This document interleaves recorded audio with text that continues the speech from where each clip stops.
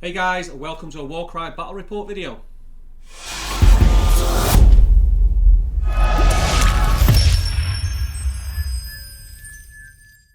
Hi guys, thanks for joining us. I'm Top Table Steve. And I'm Top Table Jay, and today you are joining us for another Warcry battle report. Whoop, whoop. We can't wait, right? It's going to be good. So guys, before we get stuck in, don't forget, if you're new to the channel, make sure you hit the subscribe button and click the bell so you don't miss out. We are back with another Warcry battle report, and yet again, I'm going to be bringing my Iron Golems, and what am I facing against today?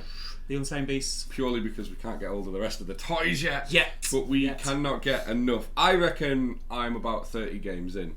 I even stayed late last night playing. I played so much of this game, which probably doesn't excuse the rules I'm going to get wrong. Yeah, but standard. We are loving Warcry, and we really appreciate all the feedback, and we've had some amazing comments on the videos. It means a lot to us. It's been really good. A lot of the work over the last few months has been on the filming style for games like this, so the fact you're enjoying it is great, and make sure you spread the word and let everyone know you're enjoying these videos, because the more reaction we get to it, the more of these we're going to make, Yeah, right? definitely. So, without further ado, I reckon we spin the camera around, we show people what's going on, the scenario we're playing, and we get stuck in. Let's do it. Let's go. Okay, so we've drawn up the battle plans that we're going to use for today's battle. The scenario is Hunt for Glory, which means at the start of the game we place an objective marker in the centre of the battlefield, and then we alternate placing one more, 9 away from each other, 4 from an edge, so there's 3 in total. And you score a VP at the end of each round for each one you control, which means more models than your enemy within 3. At the end of the third battle round, the person with the most points wins. So we've got another fast, bloody, brutal game that's going to encourage us to get stuck into each other. For deployment, we're going to be doing frontal assault, which does mean everything is going to be on the board, so there's going to be no holds barred in us running at each other for this game. And the twist is bitter rivals, which means if our leaders are targeting each other with attack actions less than 3 inches, they get +1 to the attacks and strength characteristics. So leader on leader is going to be a very, very bloody affair. So with that, we know the scenario, we know the twist, we know the deployment. We're going to get set up and come back with turn 1 initiative. Okay, so we are back after deployment and scenario setup. And of course, we've got one objective marker in the centre. We've got one in the north on the east side and one in the south on the east side. We decided to try a bit differently. Usually when you play this scenario you end up with one on each side, but we've kind of gone for a bit more close quarters. The stuff over on the far side of the battlefield is going to have to get some movement on. It's only a 3-turn game, and I think this is going to become a bit of a ruck. So now you can see the models, you can see the objectives. Let's get stuck in, and we'll start by rolling turn 1 initiative. Okay, so we're going to go for turn 1 initiative, and we'll start with the Iron Golems. And I get...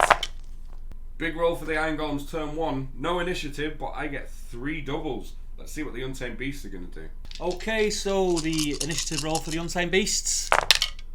And I get 2 doubles and 2 singles.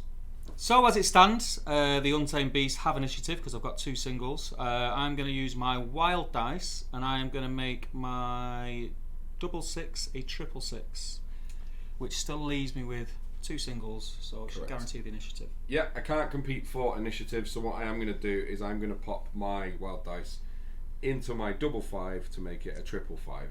Okay, so the Untamed Beasts are going to take initiative. We'll come back with the first activation of turn 1. Let's do this.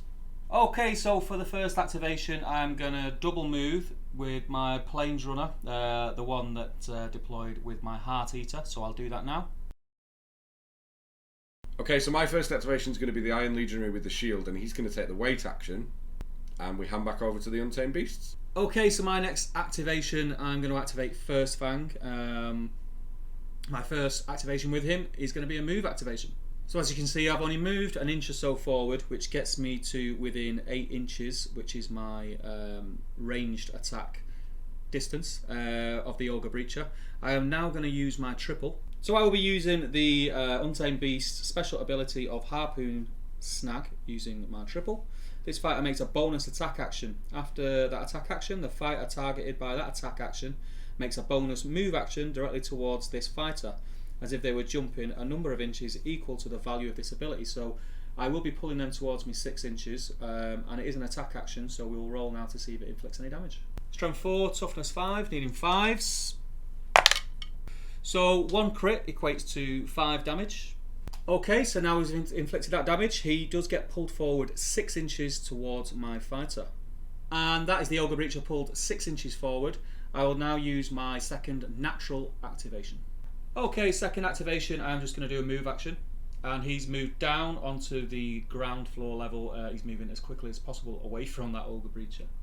Alright, so next up for the Iron Golems, I'm going to do the Iron Legionary with his twin hammers, who is also going to wait. Not quite ready to reveal our game plan yet. We took another wait action, and it's back to the beasts. Okay, so my next activation, I will be using my Heart Eater, and he is going to use the move action twice. So I'll do that now. And that is my Heart Eater moved up, double move. It does get me just to within range of the central objective. We'll move on to Jay. Next up for the Iron Golems is the Armator, and like his friends, he's going to take the wait action. Okay, so my next activation, I will activate the Prey Taker with the axe, and he is going to do a move action. And his second action will be another move action. And that is my activation done there. We will move on to Jay.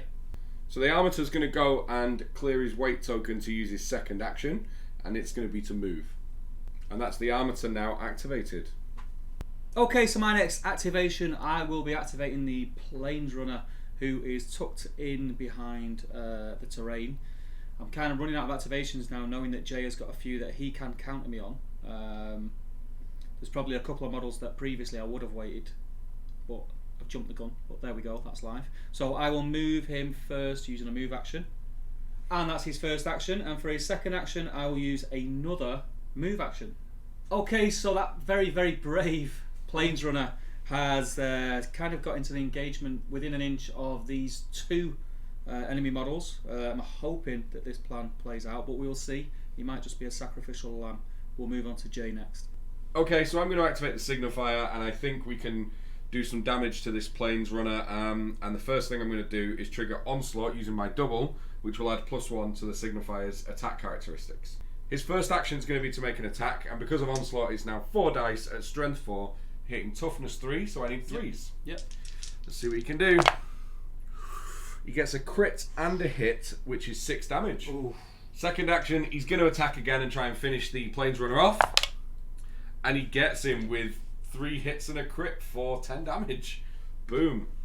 And the Signifier's done, very proud of himself, and first casualty to the Iron Golems.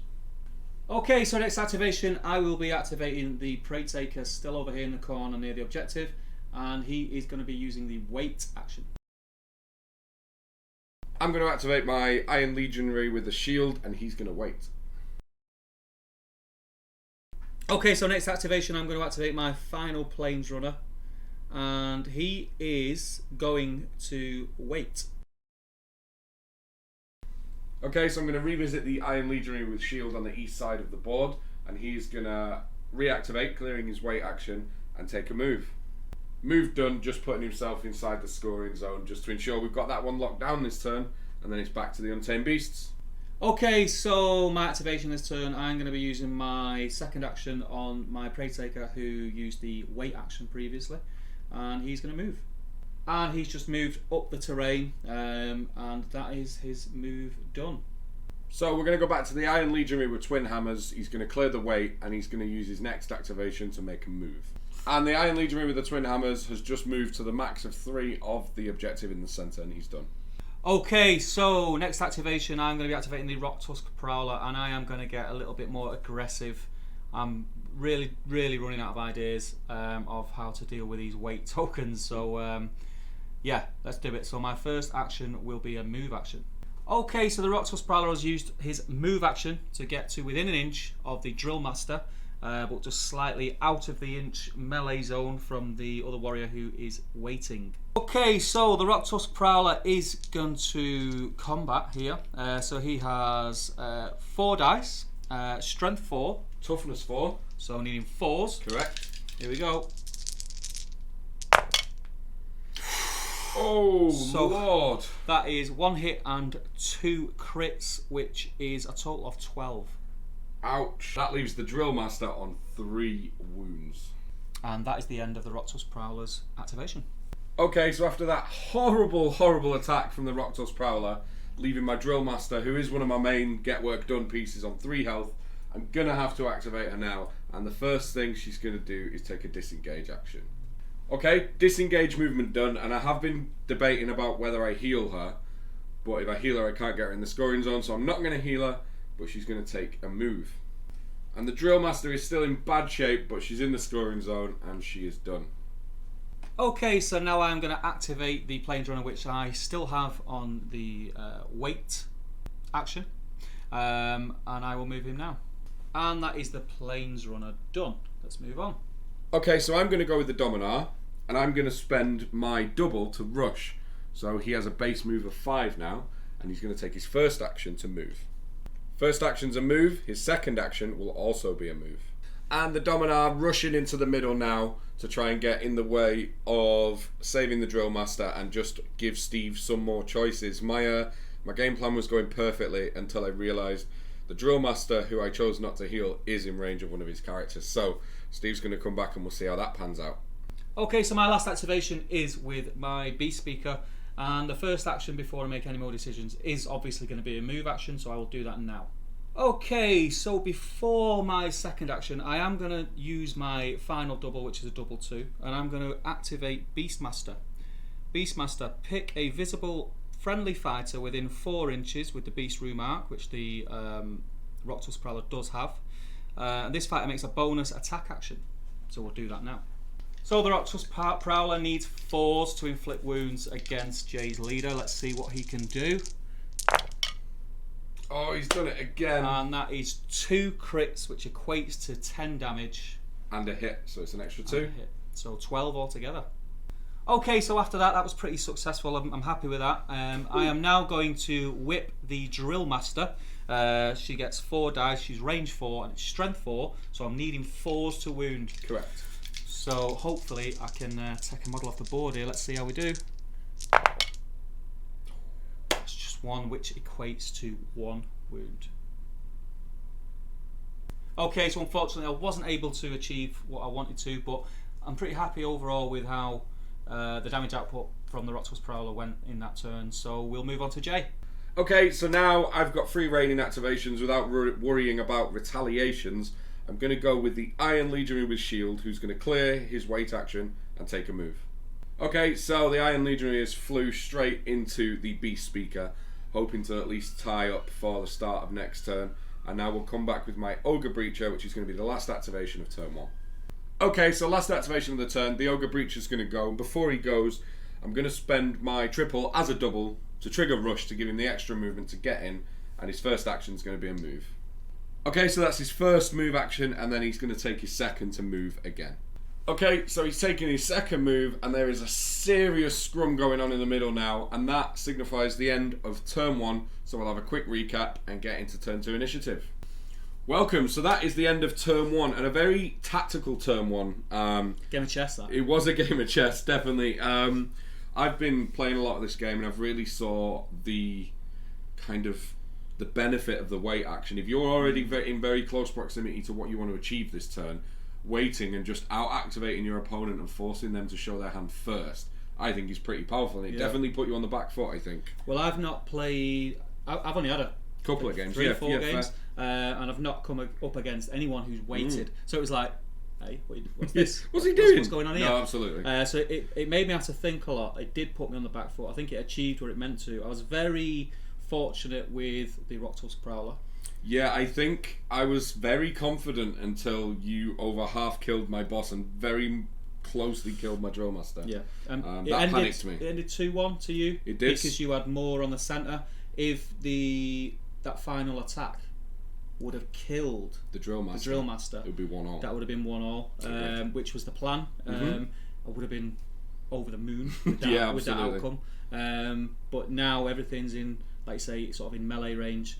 It's going to be very interesting going into turn 2. Lots of dice rolling for turn 2, I think. So without further ado, let's show you some initiative. Okay, so turn 2 initiative, and we're going to roll for the Iron Golems. Okay, so the Iron Golems rolled a double and 4 for initiative, which is pretty key in turn 2. So let's see what the Untamed Beasts get. Here we go. And I have matched Jay's dice. This is going to be very, very interesting. So I got a double 6 and 4 singles. Okay, so we're going to roll to see who gets initiative going into the step where we spend the wild dice. So I'll set the bar with a 5. It's pretty good. Oh, he gets a 6, which I'm kind of okay about because I can see where he puts his wild dice first. So we'll come back when Steve spends. Okay, so after a little bit of thought, I'm going to use my wild dice and whack up my initiative. And I am going to do the same. Oh! Both going at initiative 5, so we're going to have to roll again to see who swings first in turn 2. Okay, here we go. I think this is a super crucial roll here. We're going to roll to see who gets initiative turn 2, and Steve's going to set the bar and give us a 1. He's going to show us a 1. I can feel another 6. I can't. I can feel it's it. a 1. Oh! Get in! Come on! I need to roll a 6 to tie it. Oh! No. So the Untamed beasts are going first in turn 2. Okay, so first activation. I will be activating my Beast Speaker again, and I'm pretty much going to do a carbon copy of my final turn. Final activation turn 1, should I say. So before she does anything, she is going to use my double 6 and activate the Beast Master ability. Again, pick a friendly visible model with a beast rune mark within 4 inches of this fighter, and that fighter makes a bonus attack action. So I will get to attack with the Rocktusk Prowler first, so we'll do that now. Okay, so Rocktusk Prowler needing 4s against Jay's leader. I'm nervous. Here we go. I'm nervous. Oh, it's a crit and a hit, which equates to 7. Okay, so that leaves Jay's leader with 1 damage. Woo! It's getting touchy. Okay, so I will now move on to my normal actions, and the first action, she will use her whip, and she is going to go against your ranged attack, lady. So you're going to go against my Drill Master? That's the one, yeah. There we go. Cool. So is your thing strength 4? It is. Toughness 4. So you're going to need 4s on the Drill Master. You've got 2 health left. Let's do it. Here we go. Oh, he's fluffed he's it! whiffed it. He's definitely whiffed it. I've now got a choice. They're not both dying at this point. Oh, that's grim. Okay. We'll come back with your second action. Okay, so for her second action, she's changed her mind on targets, and she is going to target Jay's leader. So again, needing 4s. Going at the Dominar. Let's do Dominar, it. yep. Oh, and that is 1, 2, and a crit, which... 4 damage will take my Dominar, my leader, down. So that is the Beast Speaker's activation done. We'll move on to Jay. He's got a couple of very important decisions to make now. Okay, so what was something I was quite comfortable about has just become a serious game, and knowing I could lose my Drill Master very quickly now because she's on 2 health, I'm going to activate her, and we're going to spend first action to move. First move done, I'm going to move again. And the Drill Master is done. We've took a huge retreating move, so some of the stuff, I'm quite heavily sat on this corner, quite annoyingly, but some of this is now going to move off with the Drill Master being there as a body. Okay, so next activation for me, I'm going to activate the Rocktusk Prowler again, because I'm having some pretty good fortune with him at the moment. He's already within an inch of the Ogre Breacher, so his first action will be an attack against the Ogre Breacher. Okay, so needing 5s to wound. It's a tough nut to crack, but we've got to start somewhere. And that is 2 and a crit, which is 9. Okay, so for the Rocktusk Prowler's second action, again, I'm leaving him in harm's way, but I think I've got to go for it. Inflict as much damage on the Ogre Breacher as possible, because that is a big hit in Jay's lines. So again, we're going to strike him. It's another combat action. Needing 5s. Come on, kitty. It's 2 crits, that's 10 damage. So that is the end of the Rocktusk Prowler's activation, and that was a fabulous round from him. We will move on to Jay. So I sense I'm about to lose the Ogre Breacher. Some serious damage coming at me from the Untamed Beasts. I'm going to have to go with the Ogre Breacher. Unfortunately, I can't... If I disengage the dog to go and hit something that's yet to activate, I'm not going to get to hit at all, because it'll be a disengage and a move. So I'm going to try and kill the dog and remove it as a threat for next turn. So I'm going to Onslaught. So I'm +1 dice. So I've got 3 dice twice, needing 3s to do some damage. So first attack action from the very, very angry Breacher does 4 damage. And for a second action, I was hoping for an extra hit there. I need to see some crits now. He's going to take another swing at the Rocktusk Prowler. And he gets 2 more hits. That's another 8 damage. So we did 12 in total to the Rocktusk Prowler. Apologies there, we just did a quick check. I did get 3 hits on the second swing. It was 3s, not 5s. So the Rocktusk Prowler takes a total of 16 damage. And then it's back to the beasts. Okay, so I'm going to activate First Fang. He's going to be using his ranged attack against the Ogre Breacher. A crit and a hit here will take the Ogre Breacher off the board. Okay, let's do it. Needing 5. Let's see what I can do. You can do this. Come on. If anyone can, you can. Zip. Nothing. He misses. Oh, okay. Second action, I'm going to do the exact same thing. Interesting. Needing 5s. 2 damage. I apologise. 2 damage. Okay, so that is the end of my activation. We'll now move on to Jay.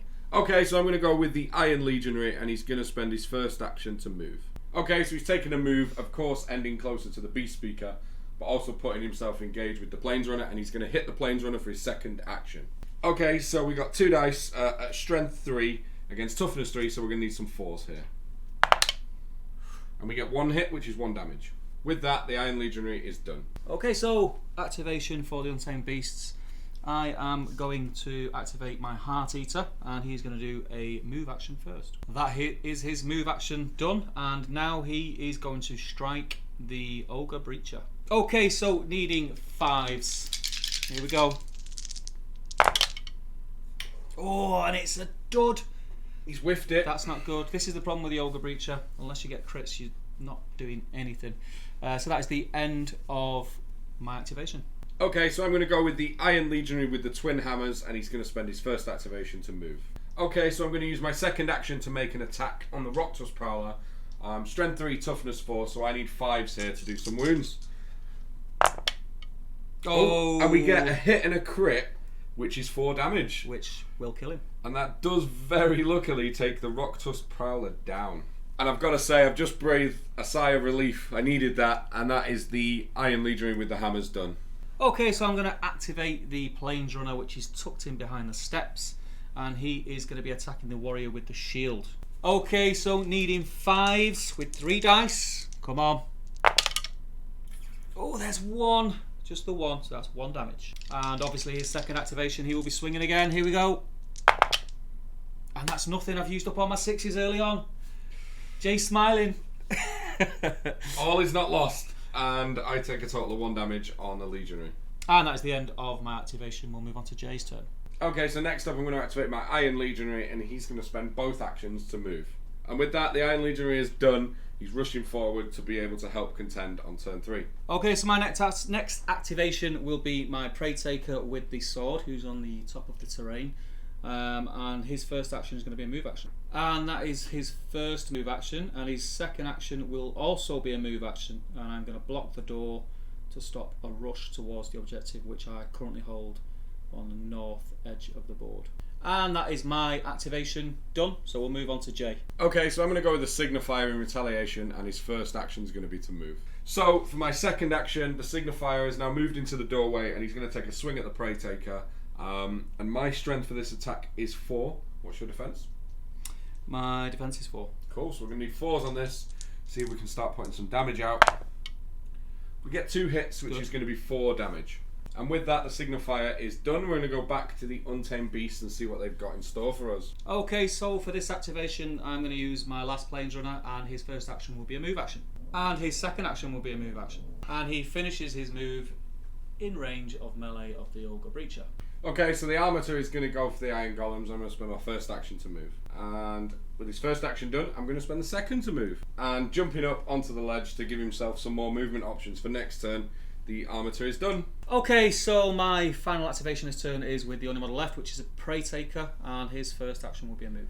And his second activation will also be a move.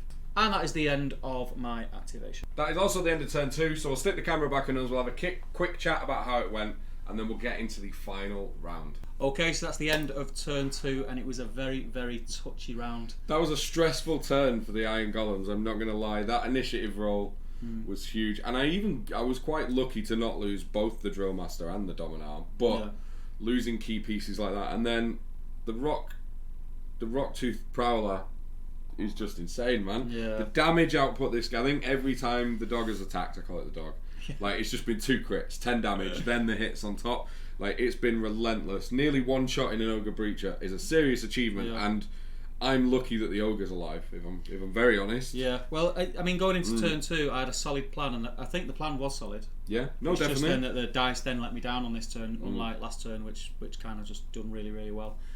So in the end, I took 2 objectives, you took 1, so we're now drawing. It's 3-all going into the final round. One thing we did learn is I definitely think on the southeast objective I've sat a bit too heavy. Yep. And once I lost some people in the middle, I'm just hugely overrun, which is worrying. But if I can get initiative turn 3, the ogre might be able to do something before it dies, and we might be able to pull this out of the bag, but there's only one way to find out. Let's jump back in. Do it. So moving into turn 3, I'm going to roll first because Jay doesn't trust his omens. In a real game, you'd roll this together, but because we're doing it on camera with the dice, we're going to roll one at a time. Steve is going to get no initiative dice, then we're going to be happy. Let's see. It's crucial list. So 2 doubles and 2 singles, fairly average for these dice rolls. Okay, Iron Golem's time, and I could really do with taking this one. Okay, so I think we're definitely getting initiative. The Iron Golem's got a double and 4 singles. Okay, so I'm going to spend my wild dice first, and I'm going to turn my double into a triple. Okay, so I'm going to use my wild dice, and I'm going to make one of my singles into a double, so I now have 3 doubles. So with that, the Iron Golems take priority, and we'll come back with my first activation. Okay, so it is the activation of the Iron Golems, and I think I have to go with the Ogre Breacher, and the biggest threat in killing him is your boss. So I think I'm going to spend my triple as a double to trigger onslaught, so I'm +1 attack dice, and I'm going to swing twice at your boss. Cool. So, needing 3s. Yep. Let's see, I'm going to need a couple of crits here to see if I can do him, but let's go first. That is 2 hits, so that's 8 damage. Okay. And then the second one, we need a hit and a crit here to take him down successfully. Let's see if we do it. Oh, and he gets him with 2 hits and a crit. So we did 8 damage, followed by 16 damage with a big crit hit from the ogre. Ooh. And that takes your boss down, and the ogre is done. Okay, so I'm going to activate the Beast Speaker, and she is going to use my double 1 to activate the Onslaught ability. Which adds 1 to the attacks characteristic of an attack actions made by this fighter until the end of their activation. So she gets an extra dice to attack, and she's going to use both her actions. Her first one being attack against the Ogre Breacher. Do it. Let's do it. So she normally has 4 dice. She now is going to have 5, and she needs 5s. Let's do it. See if you can hang in there. Oh my days! Triple crit. That is 6 damage. And in the last sea of crits that we've seen all game, the Ogre Breacher goes down to the whip. Okay, so for her second action, she's going to attack the warrior with twin hammers. Okay, so he's toughness 4. Strength 4, so she needs 4s. Go for it. And she still gets the extra dice. Yeah. So it's 5 dice needing 4s. Let's do it. And only 1 damage. And that is the end of her activation. We'll move on to Jay. Okay, so I'm going to activate my Iron Legionary with twin hammers, and his first action is going to be to move. For his second action, he's going to take a swing at the Planesrunner he's just engaged. So 3 dice, strength 3, toughness 3, so I'm going to need some 4s here. Let's see if we can get some work done. Ooh. Just the 1, so it's only 1 damage. And with that, the Iron Legionary is done. We're going to go back to see what the Untamed Beasts have got. Okay, so my activation, I am going to be activating the Planesrunner, which is near the Iron Warrior with the shield, just underneath the stairs. And I am going to be using another double, my double 3, for the same ability as last turn, so I get an extra dice. Okay, so needing 5s, and I have 4 dice. I need to roll well here, put the pressure on. 2 crits, which is 6 damage. Okay, so my second action, again, I'm going to strike again. Needing 5s, 4 dice, come on. And it's nothing that turn. So overall, it wasn't too bad. And with that, that's the end of my activation for that Planesrunner. We'll move on to Jay's turn. Okay, so I'm going to be activating my other Iron Legionary with shield, and he's going to spend his first action to move. And he's going to spend his second action to move again. And with the double move, just hoping to keep contesting that central zone, he's done. Okay, so I'm going to activate my Prey Taker with the sword, and he is going to use his first action to disengage. So here's back to way 3 inch. He'll use his second action now to move. And as you can see, he's just moved to underneath that arch, just to get within the 3 inch zone of the objective. And that is the end of my activation. Okay, so I'm going to go with the Armator, and he's going to take his first action to move. And then the second action will also be a move. And the Armator's dash into the central zone, and with that he's done.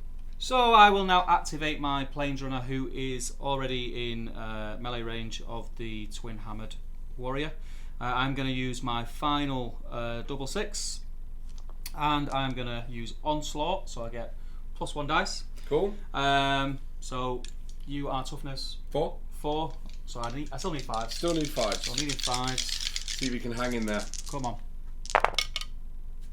That's a crit, which is 3. And that's enough to do him. Good stuff. That takes the double hammers Iron Legionary down.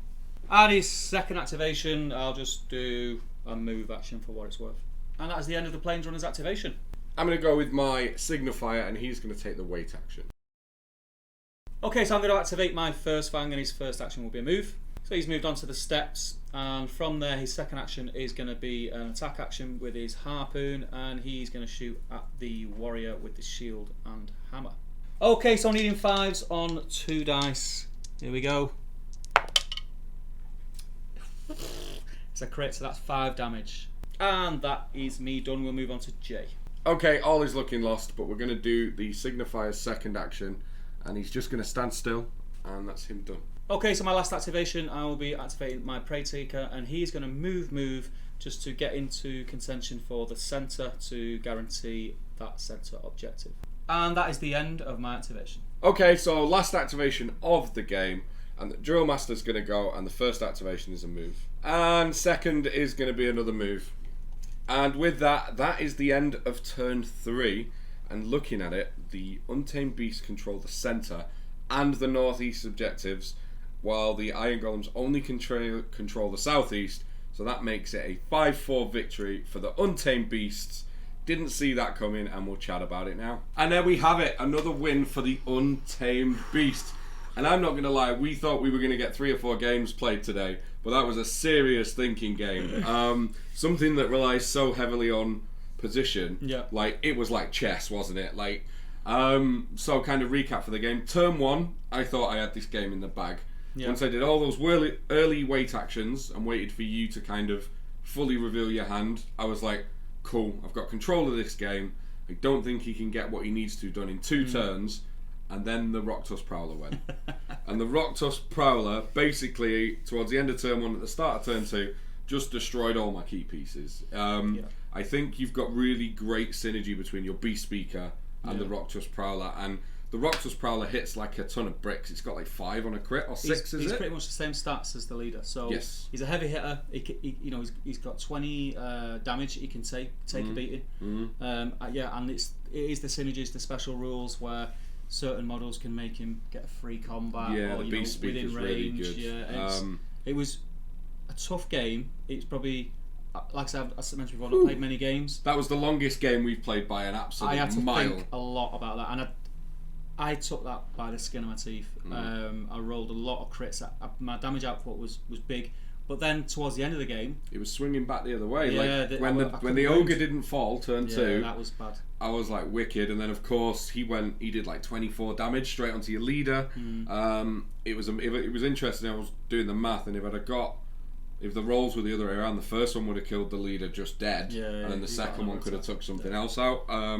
And the last turn became very much like the first, which is kind of forget about combat. Yeah. What's going to die, and what can I put on what objective? Yeah. And due to you killing a lot of my key pieces, and I sat way too heavy over in this board corner. On the southeast, I sat way too heavy, and if I'd have been started moving them round a turn earlier when I saw that you weren't really committing in coming over, I'd have had more bodies and maybe could have... Because what's basically swung it is we've both got 1 on the outer ones, and it's 5 models to 4 on the centre. But very well played, very tactical. It was good, and it shows that although this game has got some really simple on the face of it, you can get some serious depth out of when you start drawing the scenarios and battle plans. But yeah, I'm really enjoying it. I'm looking forward to the new factions. That's going to be big. I do have one question for you. Go on. Do you think your dice were slightly above average in this game? No, I think even. I think over the course of the game, it definitely. Crits for days, crits for days. But no, joking aside, it was a great game. Well done. Thank you very much. Well done.